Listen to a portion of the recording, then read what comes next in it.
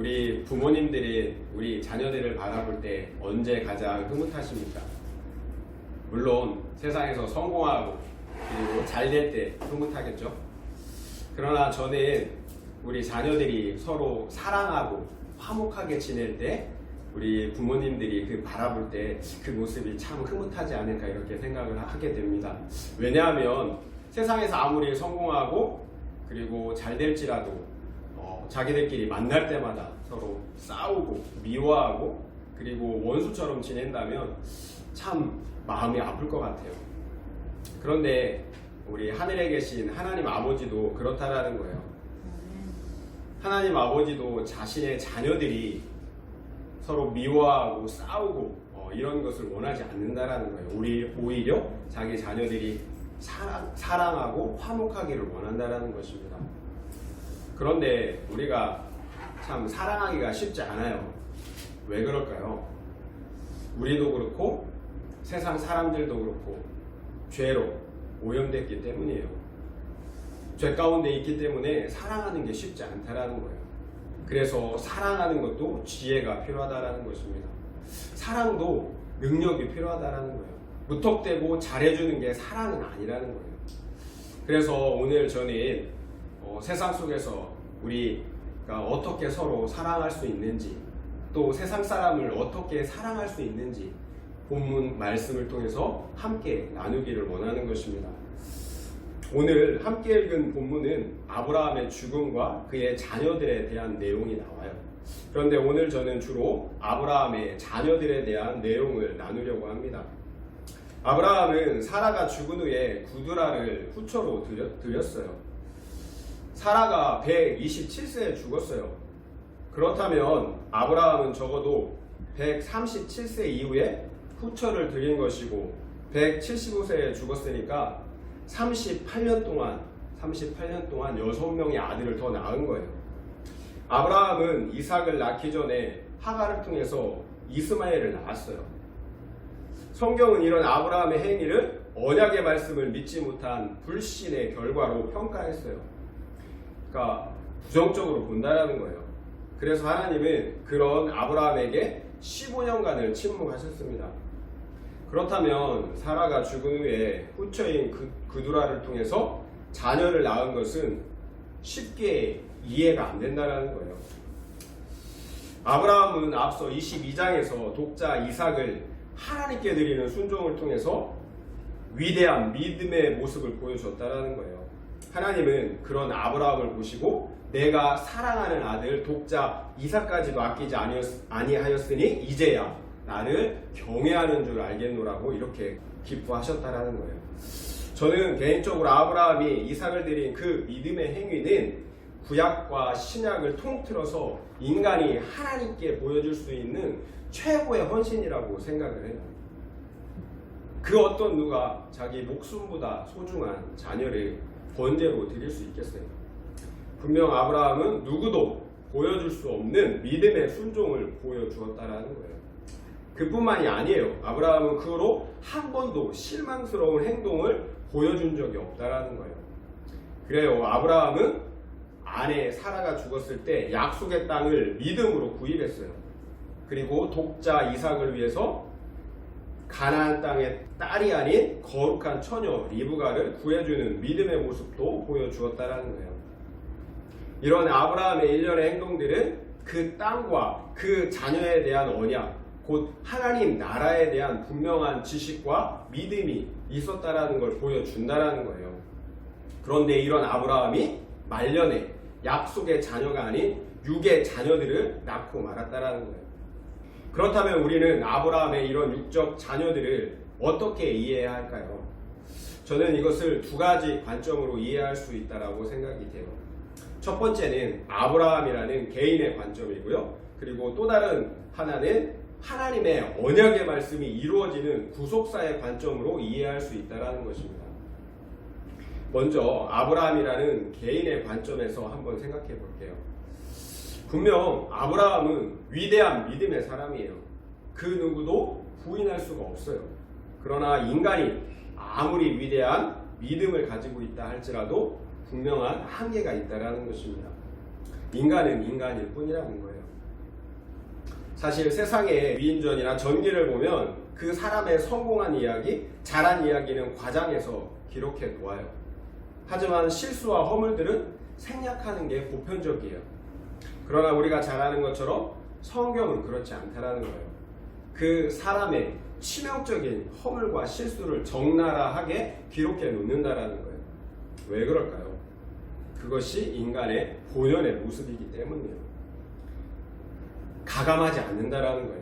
결국 우리 인간의 구원은 전적으로 하나님의 은혜에 달려있다라는 것을 말씀하고 있다라는 거예요. 그러니까 아브라함을 영웅으로 만들어서는 안 된다라는 거예요. 마찬가지로 우리 역시 어떤 누구도 신앙의 영웅으로 만들어서는 안 된다라는 거예요. 누군가를 닮고 싶은 신앙의 모델로 삼는 것은 분명 좋은 거예요. 그러나 사람을 신앙의 영웅으로 만드는 행위는 또 다른 우상 숭배라는 거예요. 우리가 흔히 범하는 잘못 중에 하나예요. 우리 주변만 봐도 그래요. 한때 훌륭한 목사님, 성자라고까지 불렸던 사람들이 성적 스캔들이나 재정의 문제로 넘어지는 것들을 수없이 보게 된다는 거예요. 그럴 때 우리는 어떻게 반응하나요? 우리의 태도는 어떤가요? 그 사람을 영웅으로 추앙했던 사람일수록 나와는 상관없는 일처럼 그 사람을 매도하고 비난하는 것을 볼 수 있다는 거예요. 그래요. 사람을 위대하게 보는 것도, 그리고 비난하며 돌을 던지는 것도 잘못된 태도라는 거예요. 왜냐하면 우리 역시 동일한 사람들이기 때문이에요. 다만 우리가 그런 죄를 짓지 않는 것은 하나님께서 은혜로 우리를 붙들어 주시기 때문이라는 거예요. 죄 짓는 상황에 처하지 않도록 막아주셨기 때문이라는 거예요. 하나님의 은혜가 떠나면 우리 역시 그보다 더한 죄를 지을 가능성이 있는 사람들이라는 거예요. 저만 봐도 그래요. 만약 사람들이 내 죄악된 마음과 행위들을 속속들이 다 보고 알 수 있다면 과연 나를 목사라고 인정해 줄까? 이렇게 생각할 때가 한두 번이 아니라는 거예요. 그런 나를 숨기고 다른 사람의 인정과 칭찬을 받기 위해서 위선적으로 행동할 때가 많이 있다라는 거예요. 그래요. 내 마음속에서 일어나는 죄된 욕망과 생각들이 내 진짜 모습인 거예요.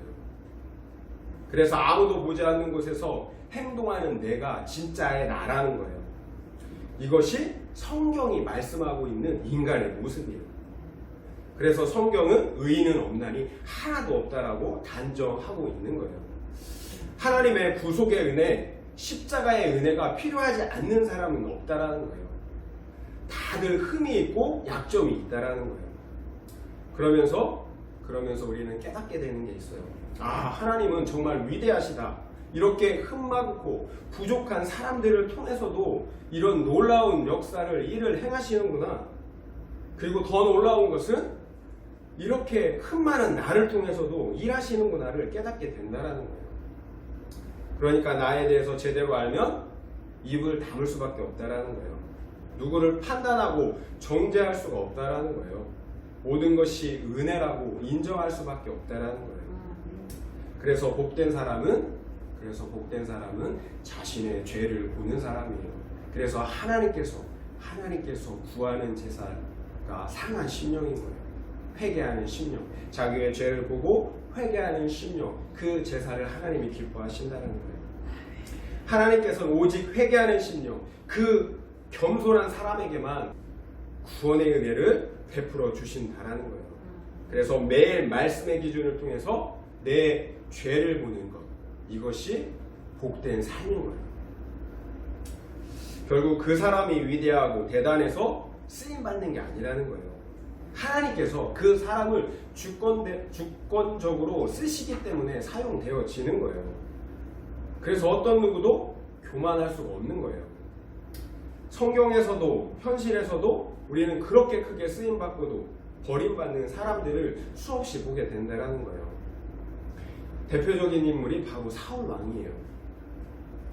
그렇게 크게 왕으로 쓰임받았지만 정작 그는 버림받았다는 거예요. 겸손해야 하는 거예요. 비록 나는 쓰임받지만 버려질 수도 있다는 거예요. 우리가 쓰임받는 게 주님의 주권적인 은혜인 거지 우리에게 달려있지 않다는 거예요. 우리 역시 신앙생활을 하면서 아브라함만큼은 아니어도 우리 역시 큰 헌신, 희생을 드렸던 때가 있었을 거예요. 한번 생각해 보세요. 시간과 물질 그리고 나의 어떤 귀한 것을 드렸던 때가 있었다라는 거예요. 그런데 그 후에 어떻게 사셨어요? 죄를 짓지 않았나요? 계속해서 그와 같은 위대한 믿음의 모습을 헌신을 보여주셨나요? 그렇지 않을 거예요. 또 넘어지고 실수하고를 반복하셨을 거예요. 그게 정상이에요. 왜냐하면 그게 우리의 모습이기 때문이에요. 이런 우리의 넘어짐을 통해서 우리의 진짜 모습을 알아가는 거예요. 선을 행하려고 하는 나에게 선이 없다라는 것을 알게 된다라는 거예요. 이를 통해 죄로 죽을 수밖에 없는 안타까운 나를 발견하게 되는 거예요. 그러면 모든 것이 하나님의 은혜였다라는 것을 깨닫게 되는 거예요. 그리고 은혜였음을 고백하게 된다라는 거예요. 나의 헌신과 희생을 가능하게 했던 믿음조차 하나님의 은혜였구나를 깨닫게 된다라는 거예요. 그러면 이제 어떻게 해야 할까요? 결국 소망이 없는 내가 아니라 하나님의 은혜만을 간구해야 되겠죠.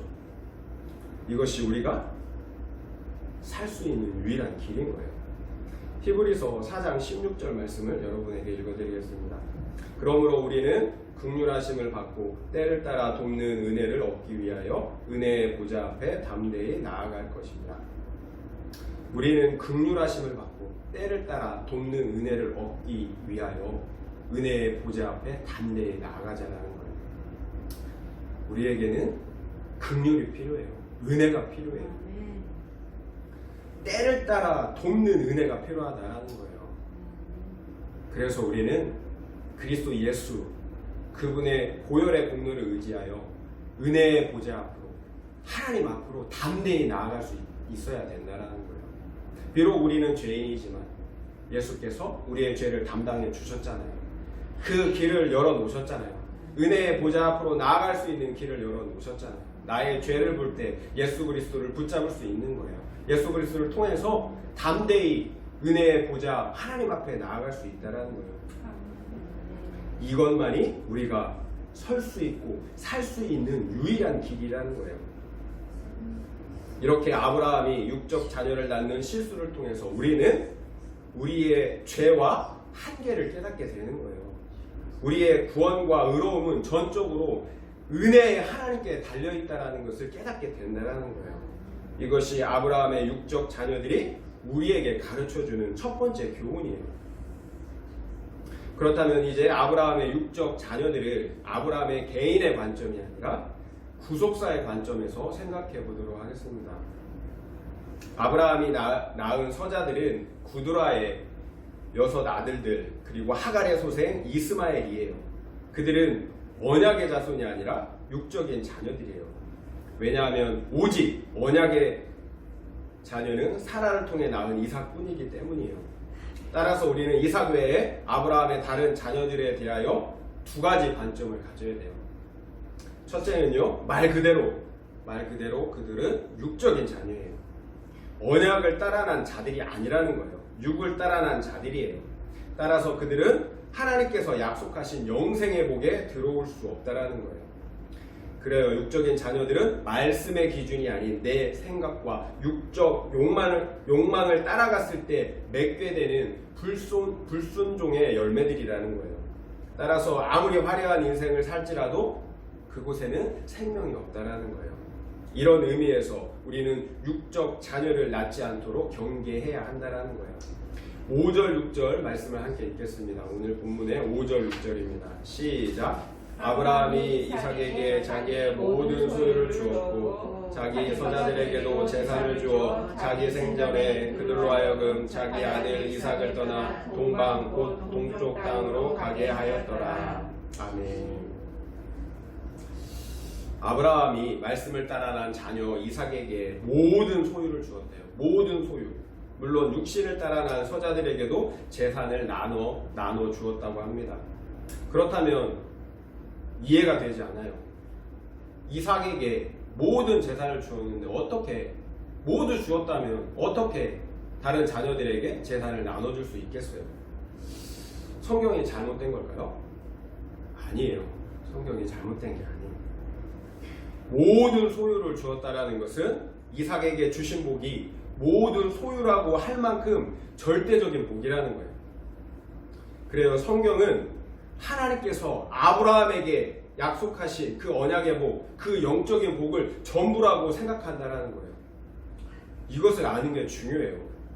아브라함에게 약속하신 그 언약의 복, 그 생명의 복을 전부라고 생각한다라는 거예요. 따라서 영원한 하나님 나라를 기업으로 얻었다면 전부를 소유하는 거예요. 이 땅에서 어떻게 살아도 상관이 없다라는 거예요. 죄 사함을 받고 영생을 받았다면 전부를 소유한 인생이라는 거예요. 그러나 이 땅의 복을 아무리 많이 가졌다 할지라도 영생이 없다면 아무것도 가지지 못한 인생이라는 거예요. 이것이 성경이 말하는, 오늘 본문이 말하는 핵심 내용인 거예요.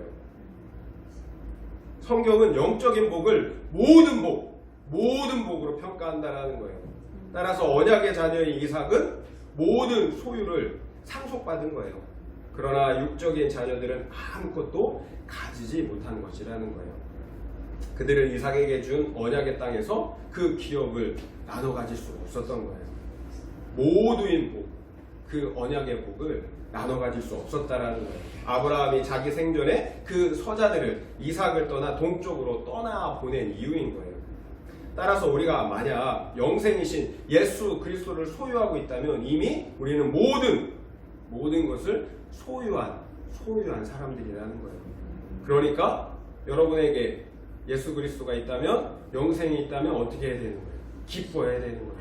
기뻐하고 또 기뻐해야 되는 거예요. 모든 걸 소유한 분들이에요, 우리는. 그런데 우리는 과연 정말 그렇게 기뻐하고 있는가? 우리 예수님 때문에 정말 기뻐하고 있는가? 한번 우리가 생각해 볼 필요가 있겠죠. 여러분에게 오래간만에 생각해 볼 수 있는 적용 질문을 드리겠습니다. 여러분은 자녀들에게 모든 소유인 신앙의 유산을 물려주고 있습니까? 아니면 잠깐이면 사라질 육적 소유만을 물려주고 계십니까? 한번 생각해 보시길 바랍니다. 두 번째로, 아브라함의 서자들은 비록 육적인 자녀들이지만 그럼에도 아브라함의 자녀들이라는 거예요. 하나님의 은혜가 아직 남아있다라는 거예요. 하나님은 아브라함을 부르실 때 분명 땅의 모든 족속이 너로 말미암아 복을 받을 것이라고 말씀하셨어요. 땅의 모든 족속이 너로 말미암아 복을 받을 것이다. 그리고 하나님은 99세의 아브라함과 할례 언약을 체결하시면서 너는 여러 민족의 아버지가 될 것이라고 약속하셨어요. 너는 여러 민족의 아버지가 될 것이다. 그래요. 아브라함을 통하여 땅의 모든 족속이 복을 받아야 하는 거예요. 그러므로 아브라함은 많은 민족의 아버지가 되어야 하는 거예요. 이것이 하나님께서 아브라함에게 주신 약속의 내용이기 때문인 거예요. 그렇다면 오늘 본문에 등장하는 구드라의 소생들과 하갈의 소생 이스마엘은 비록 아브라함의 연약함에 따른 실수의 결과임에도 불구하고 약속의 말씀에 대한 성취라는 거예요. 비록 아브라함의 연약함에 대한 실수일지라도 하나님의 언약의 말씀의 성취라는 거예요. 그래요. 좋으신 하나님은 아브라함의 실수와 넘어짐까지도 변하여 선이 되게 하신다는 거예요.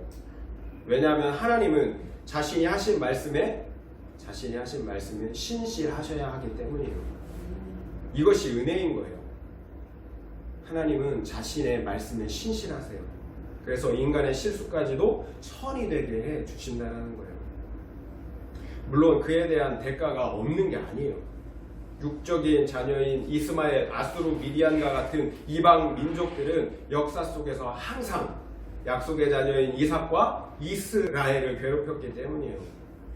따라서 비록 하나님께서는 우리의 실수와 허물까지도 선으로 바꿔주시지만 죄를 짓지 않는 것이 최선이라는 거예요. 반드시 죄의 대가인 고통이 뒤따르기 때문이에요. 살펴본 것처럼 우리는 아브라함의 육적인 자녀들에 대하여 두 가지 관점을 모두 가지고 있어야만 하는 거예요. 먼저는 육적인 자녀들과 분리되고 구별되어야 되는 거예요. 그들과는 하나님의 나라의 기업을 함께 나눌 수가 없기 때문이에요. 섞이는 즉시 오염되고 죽기 때문인 거예요. 그러나 그들 역시 아브라함의 자녀이고 한 혈육이라는 거예요. 영적으로 구별돼야 하지만 그러나 차별해서는 안 된다는 거예요. 그들 역시 궁극적으로는 구원의 복에 참여해야 하는 아브라함의 자녀들이라는 거예요. 그래요. 아브라함의 육적 자녀들을 통해 우리 믿는 자들은 세상 사람들을 어떻게 바라봐야 할지, 어떻게 대해야 할지에 대한 바른 교훈을 얻을 수 있다는 거예요. 우리 믿는 자들은 세상 사람들과 분리되고 구분되어야 해요. 하지만 그들을 차별하고 적대시하면 안 된다는 거예요. 그들 역시 예수 그리스도의 십자가의 은혜가 필요한 한 혈육이라는 거예요. 우리 역시 과거에는 이방인이었어요. 그리고 세상 사람들이었다라는 그 사실을 잊으면 안 된다는 거예요. 세상 사람들과 구별된다는 것은 단절을 의미하는 게 아니에요. 담을 쌓고 살라라는 말이 아니에요. 거룩의 의미인 거예요. 거룩의 의미. 거룩. 우리는 거룩하신 하나님과 또한 그 하나님의 말씀 안에 거해야 하는 거예요. 이런 거룩의 의미에서 세상과 분리돼야 하는 거예요. 그러나 세상 사람들 역시 한 혈육 친척으로 사랑과 구원의 대상이라는 점도 잊지 말아야 한다는 거예요. 그렇다면 우리는 혹여 믿지 않은 사람들을 차별하고 또 심지어는 미워하고 대적하고 있지는 않은지 한번 생각해 볼 필요가 있다는 거예요. 정치적으로 생각과 성향이 다르다고 서로 미워하고 대적해서는 안 된다는 거예요. 그런데 인터넷만 봐도 우리의 삶의 영역의 사람들의 관계만 봐도 정치적 성향이 다르다고 서로가 서로를 공격하고 미워하는 정말 하나님의 자녀들끼리도 그렇게 싸우고 그렇게 미워하는 모습들을 보게 된다는 거예요. 우리에게 유일한 대적 원수는 사탄이지 사람이 아니에요. 그래서 성경은 우리의 싸움은 혈과 육이 아니라 오직 하늘에 있는 악한 영들의 대함이라고 말씀하고 있는 거예요. 그래서 누군가를 미워하고 또 누군가를 적대시하고 있다면 사탄에게 속고 있다는 거예요. 유대인들은 그렇게 속았어요. 유대인들은 자신들만 하나님의 택한 백성이라는 강한 선민의식을 가지고 있었어요. 말씀드린 것처럼 선민의식 좋은 거예요. 세상 사람들과 구별된 거룩한 하나님 나라의 백성이라는 의미에서는 좋은 거예요. 그러나 그들은 그런 구별의 의미를 넘어서 자신들만 택함 받았다는 특권 의식을 가지게 되었다는 거예요. 그래서 다른 이방인들을 차별하기 시작했어요. 유대인들은 자신들을 제외한 이방인들을 개처럼 생각했어요. 심지어 예수님 당시 유대인들은 이방인들이 그렇게 많은 이유에 대해서 영원한 지옥불을 돌리는데 땔감이 필요하기 때문에 그들이 필요하다고 이렇게 생각했다는 거예요. 이처럼 유대인들은 이방인들을 구별이 아닌 차별의 존재로 생각했다는 거예요. 그런데 이런 선민의식의 문제는 뭘까요? 그것이 하나님의 뜻을 정면으로 대적하는 행위라는 거예요. 실제로 이런 선민의식을 가지고 있었던 유대인들은 그토록 기다리던 그들의 구원자 메시아를 아브라함에게 약속하셨던 그 언약의 자손을 자신들의 손으로 십자가에 못 박아 죽였다라는 거예요. 이처럼 자신들만 구원받았다라는 생각, 이기적인 선민의식은 아주 무서운 거예요. 그와 같은 선민의식은 하나님을 대적하는 행위일 뿐만 아니라 버림받는 원인이 된다는 거예요. 그렇다면 교만한 선민의식이야말로 언약의 자녀가 아니라 육신의 자녀라는 증거인 거예요. 그래서 성경은 참된 이스라엘은 혈통적 이스라엘이 아니라 약속을 따라는 약속의 자녀라고 말씀하고 있는 거예요. 요한일서 4장 7절부터 8절까지 말씀을 제가 읽어드리겠습니다. 요한일서 4장 7절부터 8절까지 말씀입니다. 사랑하는 자들아, 우리가 서로 사랑하자. 사랑은 하나님께 속한 것이니 사랑하는 자마다 하나님으로부터 나서 하나님을 알고 사랑하지 아니하는 자는 하나님을 알지 못하나니 이는 하나님은 사랑이심이라. 사랑하는 자들아, 우리가 서로 사랑하자. 사랑은 하나님께 속했대요. 사랑하는 자마다 하나님으로부터 나서 하나님을 안대요. 그런데 사랑하지 아니하는 자는 하나님을 알지 못한대요. 왜냐하면 하나님은 사랑이시기 때문에 그렇다라는 거예요. 하나님은 사랑 그 자체예요. 계속 말씀드리지만 우리가 구원받은 유일한 이유예요. 하나님께서 사랑이시기 때문이에요. 우리에게 어떤 이유도 원인도 없다라는 거예요. 하나님은 사랑이세요. 그래서 사랑하는 자마다 하나님으로부터 나서 하나님을 알아요.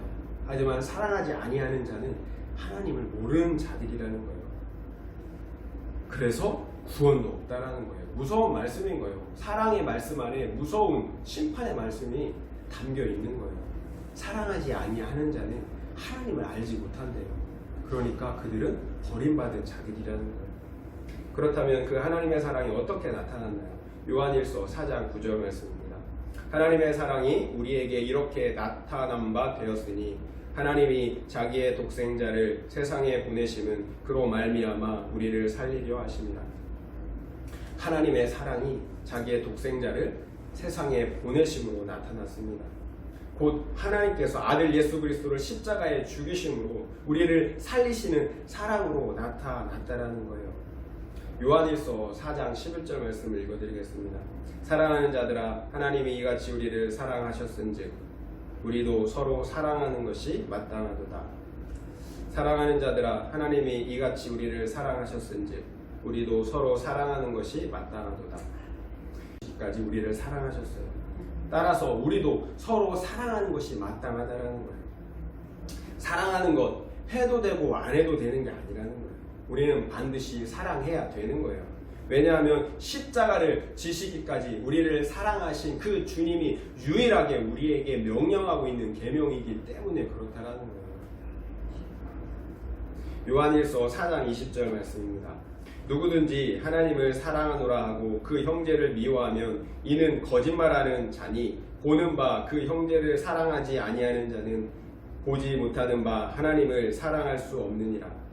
누구든지 하나님을 사랑하노라 하고 그 형제를 미워하면 이는 거짓말하는 자니 보는 바 그 형제를 사랑하지 아니하는 자는 보지 못하는 바 하나님을 사랑할 수 없느니라.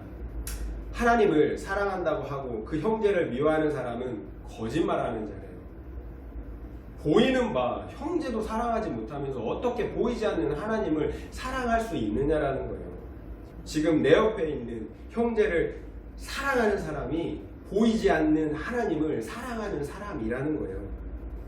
그래요. 다시 한번 말씀드리지만 구원받았다라는 증거, 그 믿음의 증거는 실제적인 사랑이라는 거예요. 그래서 갈라디아서 5장 6절은 그리스도 예수 안에서는 할례나 무할례나 효력이 없으되 사랑으로서 역사하는 믿음 뿐이니라고 말씀하시는 거예요. 사랑으로 역사하는, 사랑으로 나타나는 믿음 뿐이다. 할례나 무할례나 아무 소용이 없다. 오직 사랑으로 나타나는 믿음 뿐이다. 이게 진짜 믿음이라는 거예요. 사랑으로 나타나는 믿음만이 구원받는 믿음이라는 거예요. 도무지 교만한 선민의식을 가질 틈이 없는 거예요. 예수님은 산상수훈의 핵심 메시지로서 너희는 대접받고자 하는 대로 남을 대접하라고 말씀하셨어요. 이것이 율법이요 선지자라고 말씀하셨다라는 거예요. 그래요. 너희가 사랑받고 싶다면 너희도 다른 사람을 사랑하라라는 거예요. 이것이 성경의 핵심 가르침인 거예요. 야고보서 2장 13절 말씀 읽어드릴게요. 긍휼을 행하지 아니하는 자에게는 긍휼 없는 심판이 있으리라. 긍휼은 심판을 이기고 자랑하느니라. 긍휼을 행하지 아니하는 자에게는 긍휼 없는 심판이 있으리라. 긍휼은 심판을 이기고 자랑하느니라. 긍휼이 여김을 받고 싶으면, 불쌍히 여김을 받고 싶으면, 은혜를 받고 싶으면 다른 사람을 불쌍히 여기고 다른 사람에게 은혜를 베풀라는 거예요. 그렇게 긍휼히 여기는 사람은 심판을 받지 않는다라고 말씀하세요. 오히려 그 심판을 이기고 자랑할 것이다 라고 말씀하고 계신다는 거예요. 이것이 주님의 말씀, 너희가 대접받고 싶은 대로 남을 대접하라 라는 말씀의 요지인 거예요. 진정한 의미인 거예요. 대접받고 싶은 대로 사랑하고 용서하고 긍휼히 여기면 너희도 그렇게 사랑받고 용서받고 긍휼히 여김을 받는다라는 거예요. 그러나 반대로 사랑하지 않고 용서하지 않고 불쌍히 여기지 않으면 너희도 어떤 사랑도 용서도 불쌍히 여김도 받지 못한다라는 말씀인 거예요. 이렇게 우리가 다른 사람들을 사랑한다라는 거 너무 중요한 거예요. 해도 되고 안 해도 되는 그런 문제가 아니라는 거예요. 사랑을 해야 하는 중요한 이유는 요약하면요. 첫 번째로 사랑은 하나님의 유일한 계명인 거예요. 또한 그 나라의 법인 거예요. 그 나라의 법을 지키지 않고 어떻게 그 나라의 백성이 될 수가 있겠어요. 두 번째, 사랑은 우리 믿음과 구원의 진실성을 보여주는 시금석이라는 거예요.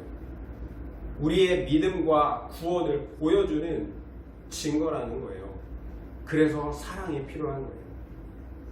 그래서 바울은 사랑은 율법의 완성이다. 사랑하는 자는 모든 율법을 다 이루었다라고 말씀하고 있는 거예요. 사랑은 율법의 완성이에요. 사랑하면 이미 우리는 율법을 다 지키는 사람들이라는 거예요. 그렇다면 세상 사람들에게 진정 필요한 것은 무엇일까요? 빵일까요? 돈일까요? 아니면 요즘에 집이 굉장히 집값이 올라가는데 집일까요?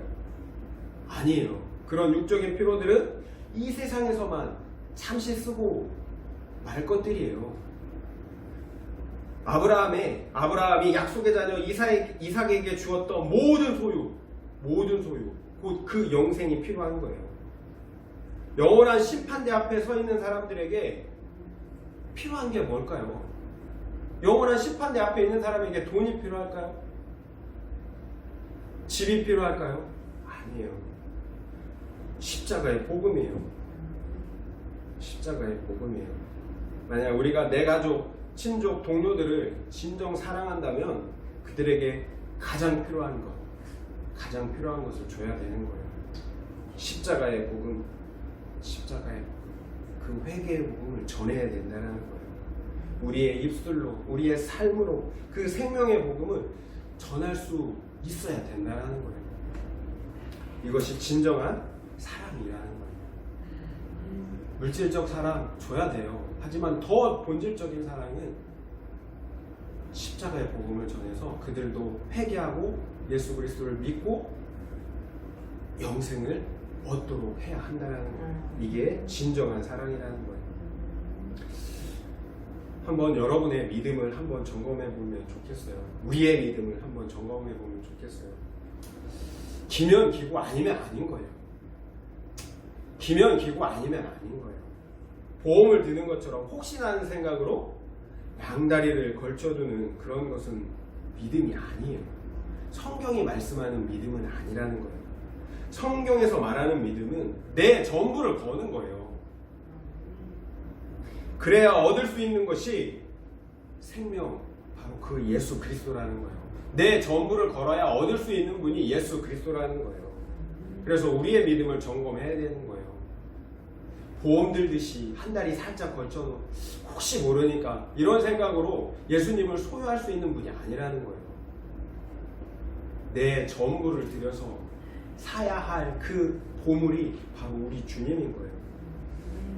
우리는 세상과 구별돼야 하지만 동시에 세상 사람들을 사랑해야 해요. 그런데 그 사랑은 아무나 할 수 있는 것이 아니에요.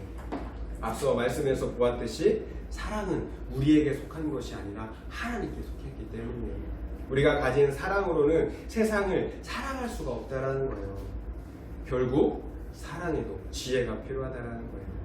나를 지키는 것이 먼저라는 거예요. 그 다음에야 다른 사람을 사랑하고 구원할 수 있다라는 거예요. 그래서 구별됨이 먼저인 거예요. 구별됨. 우리가 하나님께 속하는 구별됨, 그 거룩함이 없다면 결코 우리 주변에 있는 믿지 않는 가족이나 친척, 동료들을 사랑할 수가 없다라는 거예요. 오히려 그들에게 동화되어 세속화되고 만다라는 거예요. 그들을 진짜 사랑하기 원한다면 사랑이신 하나님께 계속해서 머물러 있어야 된다는 거예요. 그러므로 그분의 사랑으로 나를 채우고 또한 그분의 사랑이 흘러가도록 해야 한다는 거예요. 이것이 우리가 다른 사람을 사랑할 수 있는 방법인 거예요. 나에게 사랑이 없다면, 그래서 죽어가는 영혼들을 불쌍히 여기는 마음이 없다면 하나님과의 관계를 먼저 점검해야 되는 거예요. 다른 사람을 사랑하는 게 힘든가요? 내 안에 불쌍히 여기는 마음이 없나요? 그러면 하나님과의 관계를 먼저 점검해야 된다는 거예요. 혹시 미워하는 사람들이 있나요? 껄끄러운 사람들이 있나요? 내 마음의 힘, 영적인 힘을 키워야 되는 거예요. 그러니까 사랑은 기도부터 시작해야 하는 거예요. 그 영혼들을 마음으로부터 용서하고 사랑할 수 있는 힘을 달라고 강구해야 한다는 거예요. 누군가를 사랑한다고 할 때 기도가 시작인 거예요. 기도하지 않고 사랑한다고 말하는 것은 큰 착각인 거예요. 기도할 때 미움의 감정, 껄끄러움의 감정이 사라져요. 그리고 올바른 영적 지식을 가지고 그 사람을 사랑할 수 있게 된다는 거예요. 왜냐하면 사랑은 하나님께 속했기 때문이에요. 나에게 속한 것이 아니라는 거예요. 하나님께 받아야만 줄 수 있는 게 사랑이라는 거예요. 그래서 기도는 사랑의 시작인 거예요. 기도할 때 하나님께서 실제로 섬길 수 있는 마음과 능력을 주시기 때문이에요.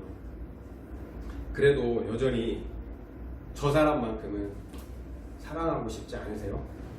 용서하고 싶지 않으세요? 앞서 말씀드린 것처럼 우리가 먼저 주님께 받은 그 십자가의 용서와 사랑을 생각해야 합니다.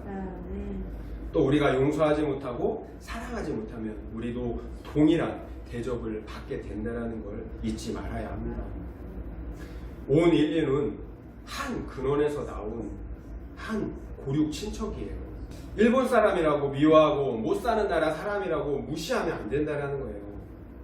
내가 미워하고 그 무시하는 그 한 사람이 내가 바로 사랑해야 할 그 한 사람이라는 거예요. 우리에게는 영적 전쟁이 있어요. 그 전쟁에서 승리하는 길은 오직 용서와 사랑뿐이에요. 그래요. 우리 주 예수 그리스도는 십자가의 사랑으로 사탄을 이기고 그 전쟁에서 승리하셨어요. 오늘날 우리가 사탄의 나라에서 건짐을 받고 영원한 천국 백성이 된 이유인 거예요. 우리 모두는 그런 예수 그리스도를 주로 믿고 따라가는 주님의 영적 군사들이라는 거예요. 오직 예수님께서 보여주신 그 사랑으로만 사탄과 이 세상을 이길 수 있다는 것입니다. 말씀을 마무리하겠습니다. 우리는 아브라함의 육적 자녀들에 대하여 두 가지 교훈을 얻을 수 있었어요. 첫째로 우리는 육적 자녀인 세상 사람들과는 구별되어야 합니다. 바로 거룩인 거예요. 모든 영역에서 세상에 속하는 것이 아니라 하나님께 속해야 한다는 거예요. 왜 그래요? 소속의 문제는 바로 생명의 문제이기 때문인 거예요. 두 번째, 그러나 육적 자녀들 역시 아브라함의 자녀들이라는 거예요. 하나님은 그들 역시 회개의 복음을 듣고 구원받아 아브라함의 복에 참여하길 원하신다는 거예요. 그래요. 우리는 세상 사람들과는 구별되어야 돼요. 하지만 그들을 사랑해야 한다는 거예요. 모든 인류가 예수를 믿어 구원받고 하나님의 나라가 되는 것이 하나님의 뜻이기 때문에 그런 거예요. 그러나 우리가 세상 사람들을 사랑하는 그 방법에도 지혜가 필요한 거예요. 말씀을 종합해보면요. 첫 번째는 거룩이에요. 그리고 두 번째는 사랑인 거예요. 우리가 거룩할 때만 진정으로 다른 사람을 사랑할 수 있다는 거예요. 순서가 있다는 거예요. 거룩이 중요하고 사랑이 안 중요하다 이런 말이 아닌 거예요. 다 똑같이 중요해요. 순서가 있다는 거예요. 우리가 거룩할 때만, 내가 거룩할 때만 진정으로 다른 사람을 사랑하고 그리고 그 사람을 구원해낼 수 있다는 거예요. 그러니까 나를 지키는 게 먼저라는 거예요. 나를 지킬 때, 내 안에 생명이 있을 때 다른 사람을 진정으로 사랑하고 그 생명을 나눠줄 수 있다는 거예요. 나를 지키지 못하면 그들 따라가는 거예요. 세상에 따라가는 거예요. 그러면 나도 함께 죽는 거예요. 결국 내가 거룩할 때 나도 살고 다른 사람도 살리는 사람, 그러므로 진정으로 다른 사람을 사랑할 수 있는 사람이 될 수 있다는 거예요. 이런 거룩과 사랑의 은혜가 우리 모두에게 있길 예수님의 이름으로 축원드립니다. 아멘.